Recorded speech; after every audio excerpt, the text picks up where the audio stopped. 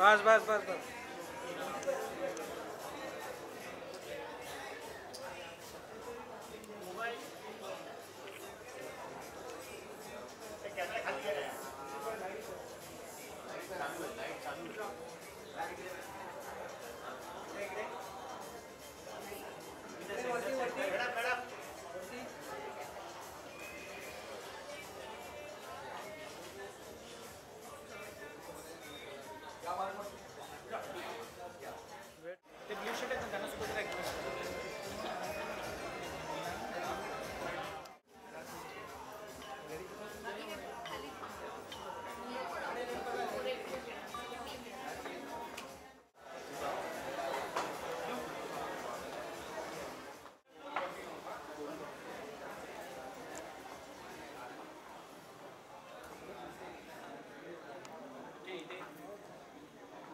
राईटला राईटला बघा ना. अरे थांब ना सेंटर. हा इकडनं चालू कर.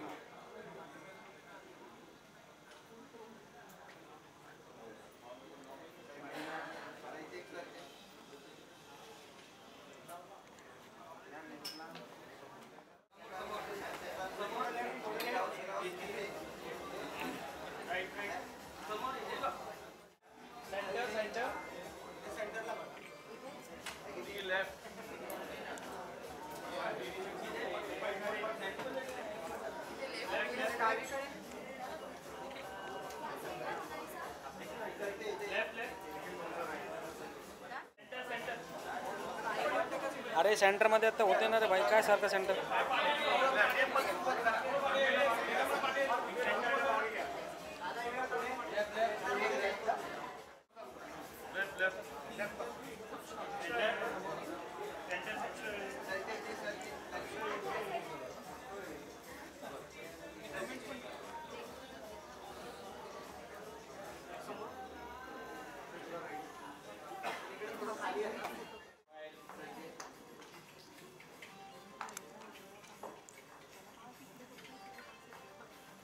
सगळ्यांनी सेंटर लुक द्या प्लीज. सगळे सेंटर.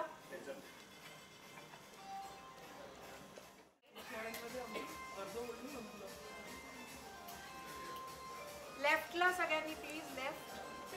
जेव्हा आपल्याकडे काही स्क्रिप्ट येत राहतात, फारशा स्क्रिप्ट आल्या होत्या, तर एक हे जे स्क्रिप्ट होती निखिल बैरागर त्यांनी आम्हाला एक्सप्लेन केली. आणि हा जो विषय होता ना हा वेगळाच होता. आतापर्यंत हा विषयाबद्दल कोणी बोललं नव्हतं. तर त्याच्यामुळे मी आणि आमच्या पार्टनरने डिसाईड केलं की आम्ही या पिक्चरवर इन्व्हेस्ट करूया आणि प्रोड्यूस करूया आणि जास्तीत जास्त लोकांना हा मेसेज पोहोचवूया. एक रिॲक्शन जर मी तुम्हाला विचारले स्क्रिप्ट ऐकल्यानंतरची, एक रिॲक्शन काय होती तुमची? नाव फार बेस्ट आहे. नाव फार बेस्ट आहे. खरंच फार कुतूहल निर्माण करतंय ते नाव. आणि कसं असतं ना, जेव्हा कोणी विद्यार्थी शिकत राहतो त्यांच्यासमोर तुम्ही 10 सब्जेक्ट ठेवतात, out of which he select only 1 subject जिसमें उसको कॉन्फिडेंस आता है. द नेम शो कि ये पिक्चर की थीम है, अंबर शो की नाम उसे हिट कर सकता है. That's it. उसी के लिए हमने ही कथा तुम्ही निवडली. आता नावाचा विषय निघाला, त्यामुळे हे नाव ज्यांना सुचलं आणि संकल्पना ज्यांच्या डोक्यात अवतरली असे आपले लेखक दिग्दर्शक निखिल बैरागर सर यांना सुद्धा मी मंचावर आमंत्रित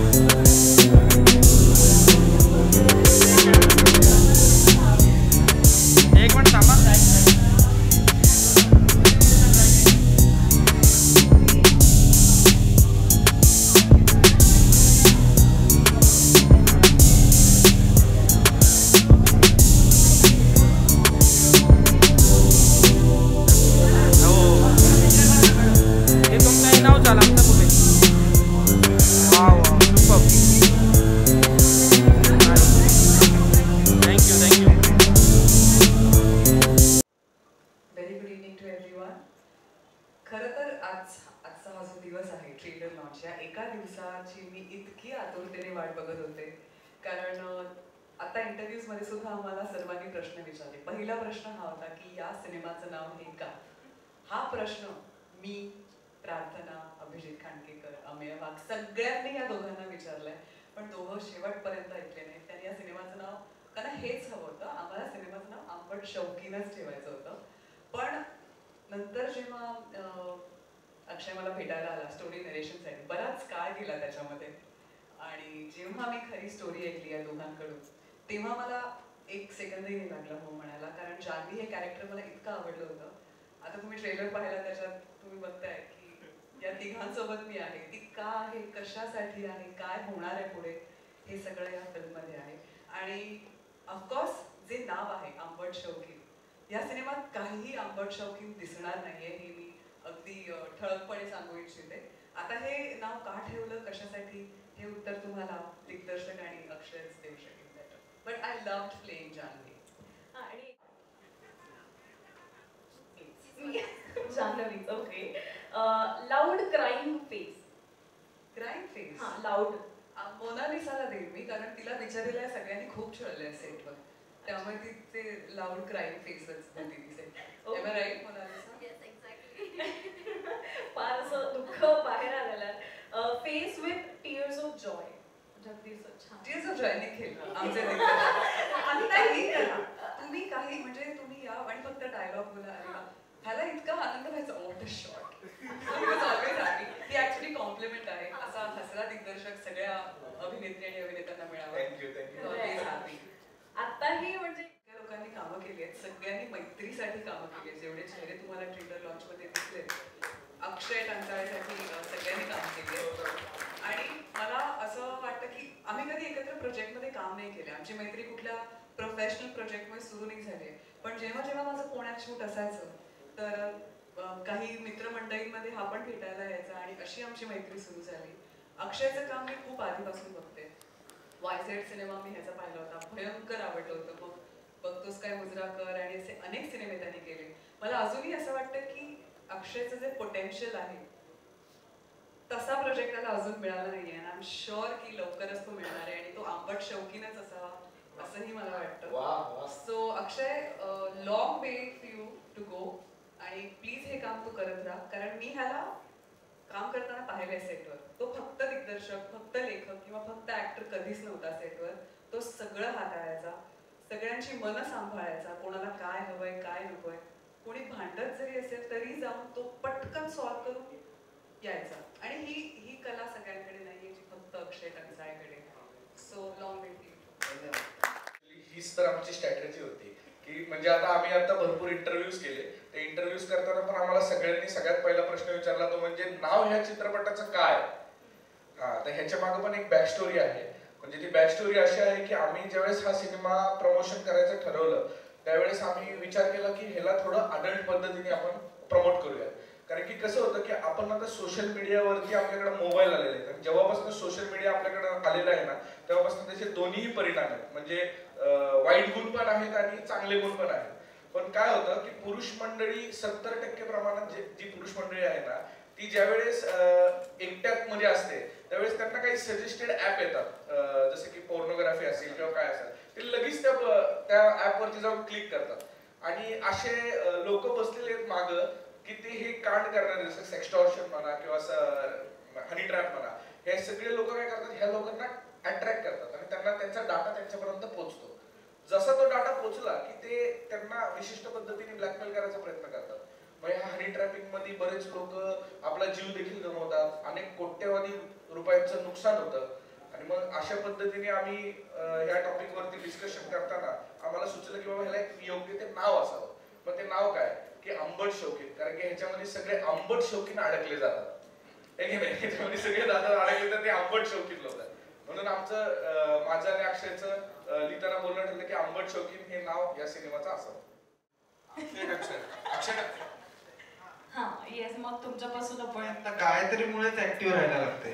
आमची डिजिटल पीआर 3 वाजता ही पोस्ट, 5 वाजता ही पोस्ट कंपल्सरी टाकावी लागते.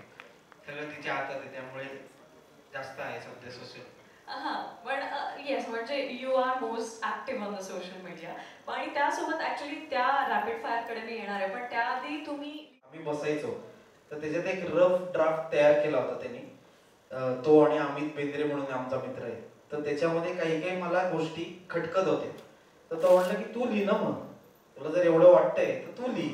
ते म्हणलं मी कधी लिहिलं नाही. तो म्हणलं लिहून तर बघ ना, 1-2 सीन लिहि, काय होते बघू आपण.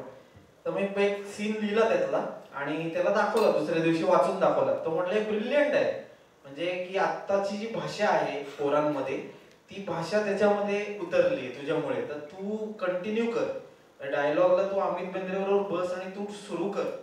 म्हणून अशा पद्धतीने ती सुरुवात झाली आणि मी आणि अमितनी बसून रोज 2-2, 3-3 सीन लिहून निखिल बरोबर डिस्कस करत करत करत करत पुढे गेलो आम्ही. म्हणून त्याची ती सुरुवात झाली. काय ह्याच्यातनं जातच नाही मनातून बाहेर. पण त्याची एक छटा आहे जी डान्स मध्ये आहे, तुम्ही ऑब्झर्व केली की नाही माहिती नाही. तो बरेच ठिकाणी चुकलाय तेव्हा त्याच्या तोंडावरती आलेली आहे. चेहऱ्यावर सगळे रंग एक्झॅक्ट नाही ही संधी आम्ही आंबट शौकीन नावाच्या सिनेमात चक्क आंबट रोल नाही करायचा, हेच चॅलेंजिंग होतं. तर नाही, मला खरंच ह्यावेळेला तीच जास्त धमाल आली की मी आधी नाव ऐकलं, मी म्हणलो की नाही नाही नाही नाही नाही नको रे नको. मग मी गोष्ट ऐकली, म्हटलं अरे वा वा वा करायला पाहिजे. मग मी पात्र ऐकलं, म्हटलं आता तर सोडणारच नाही, इतकं भारी कॅरेक्टर आहे.